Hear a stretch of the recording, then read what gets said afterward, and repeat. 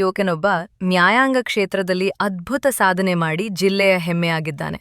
ಪಟ್ಟಣದ 4ನೇ ವಾರ್ಡಿನ ಯಶೋದಮ್ಮ ಹಾಗೂ ಶ್ರೀನಿವಾಸ ದಂಪತಿಗಳ ಪುತ್ರ ಕೆಎಸ್ ಲಕ್ಷೀಶ್ ಅವರು ಇತ್ತೀಚೆಗೆ ನಡೆದ ನ್ಯಾಯಾಧೀಶರ ನೇಮಕಾತಿ ಪರೀಕ್ಷೆಯಲ್ಲಿ 25ನೇ ರ್ಯಾಂಕ್ ಗಳಿಸಿ ಎಲ್ಲರ ಗಮನ ಸೆಳೆದಿದ್ದಾರೆ.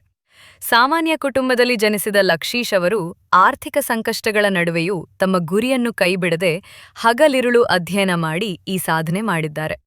ಶಾಲೆ ಮತ್ತು ಕಾಲೇಜು ದಿನಗಳಿಂದಲೇ ಮೇಲುಸ್ತುವಾರಿ ವಿದ್ಯಾರ್ಥಿಯಾಗಿದ್ದ ಅವರು ನ್ಯಾಯಾಂಗ ಸೇವೆಯಲ್ಲಿ ಕೆಲಸ ಮಾಡುವ ಕನಸನ್ನು ಈಗ ನನಸಾಗಿಸಿಕೊಂಡಿದ್ದಾರೆ.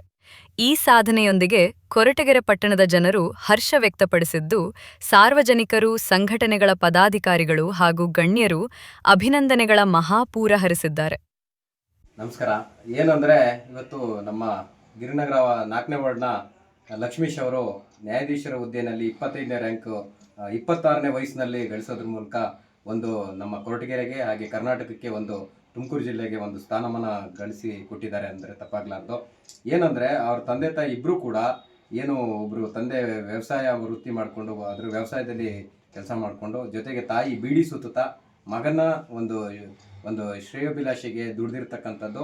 ಅವರು ತಾವು ಗುಡಿಸಲಲ್ಲಿದ್ದರೂ ಕೂಡ ಮಕ್ಕಳು ಚೆನ್ನಾಗಿ ಮೇಲ್ ಬರಬೇಕು ಅಂತ ಒಂದು ಅವಿರತ ಶ್ರಮಿಸಿರೋದ್ರಿಂದ ಮಗನೂ ಕೂಡ ಅವರಿಗೆ ಹೆಮ್ಮೆ ತಂದಿರತಕ್ಕಂಥದ್ದು. ಲಕ್ಷ್ಮೀಶ ಹೆಮ್ಮೆ ತಂದಿರತಕ್ಕಂಥದ್ದು ಸಮಾಜಕ್ಕೆ ಹಾಗೆ ಯುವ ಪೀಳಿಗೆಗೆ ಅವ್ರ ತಂದೆ ತಾಯಿಗೆ ಅತ್ಯಂತ ಸಂತೋಷ ಆಗಿದೆ. ನಮಗೂ ಕೂಡ ಇದು ಸಂತೋಷದ ವಿಚಾರ.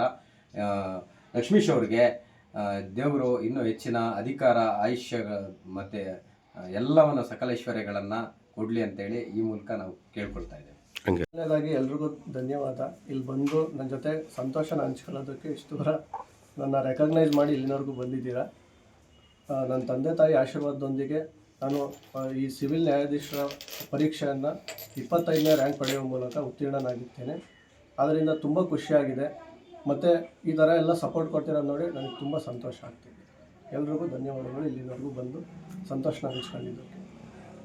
ಬಡತನ ಅಡೆತಡೆ ಅಲ್ಲ, ದೃಢ ಸಂಕಲ್ಪ ಇದ್ದರೆ ಯಶಸ್ಸು ಖಚಿತ ಎಂಬುದನ್ನು ಯುವ ನ್ಯಾಯಾಂಗ ಪ್ರತಿಭೆ ಕೆಎಸ್ ಲಕ್ಷೀಶ್ ತಮ್ಮ ಸಾಧನೆಯ ಮೂಲಕ ಸಾಬೀತುಪಡಿಸಿದ್ದಾರೆ.